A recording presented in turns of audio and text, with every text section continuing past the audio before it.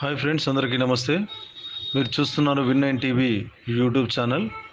ఈరోజు మనం world tour 4K channel గురించి తెలుసుకునే ప్రయత్నం చేద్దాం.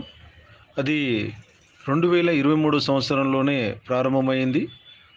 దీంట్లో చాలా దేశాలకు సంబంధించినటువంటి వీడియోస్ 4K రిజల్యూషన్ తోటి తీయడం జరిగింది.